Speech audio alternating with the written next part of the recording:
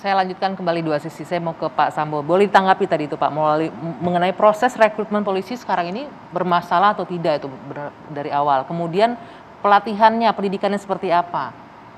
Sudah sesuai atau tidak? Tadi Bung Yani memberikan catatan. Silakan. Saya izin lepas masker ya, biar lebih jelas. Ya. Mbak Anggi, izin Pak Ito, Pak Johnson dan Pak Ahmad Yani. Sebelum saya menanggapi beberapa hal yang disampaikan oleh Pak Ahmad Yani, saya ingin dulu menyampaikan beberapa gambaran bahwa terkait maraknya kejadian-kejadian yang 1 bulan terakhir ini cukup memprihatinkan institusi kami. Kami sampaikan bahwa setelah Bapak Kapolri dilantik kemudian mencanangkan konsep transformasi menuju Polri yang presisi, roadmap transformasi itu salah satunya adalah transformasi pengawasan. Di situ ada program terkait dengan pengawasan pimpinan terhadap semua kegiatan anggota. Kemudian penguatan fungsi pengawasan dan pengawasan masyarakat. Kemudian divisi Propam dan 2 fungsi pengawas lainnya yaitu Itwasum dan Biro Wasidik kemudian mengimplementasikan ini. Kami kemudian melakukan pemetaan, menganalisa SOP, peraturan, undang-undang sudah ada. Undang-undang terkait dengan disiplin, kode etik, dan undang-undang kepolisian sendiri yang sebagaimana disampaikan oleh Pak Ahmad Yani tadi. Kami coba untuk menganalisis dan memetakan kenapa sih terjadi pelanggaran oleh anggota semenjak Bapak Kapolri terpilih. Sehingga nanti strategi dalam memitigasi dan mencegah terjadinya pelanggaran anggota ini berdasarkan metode penelitian yang kami gandeng akademisi, Kompolnas dan beberapa ahli, sehingga nanti mitigasi dan pencegahan ini tepat.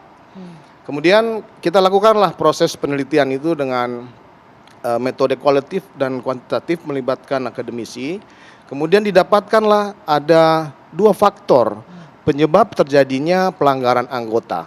Itu faktor dari individu anggota itu sendiri dan faktor dari organisasi.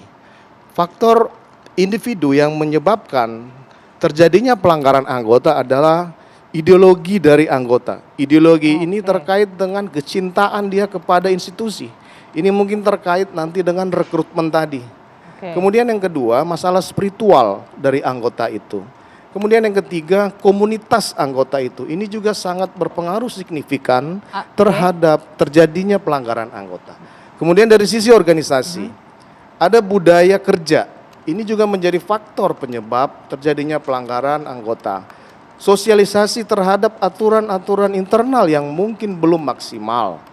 Fasilitas dan infrastruktur tadi juga disampaikan oleh Pak Ahmad Yani bahwa ini terkait dengan anggaran ya. Kemudian terkait yang keempat dari masalah organisasi ini adalah indikator kinerja yang harus kita tetapkan sehingga reward dan punishment ini bisa maksimal.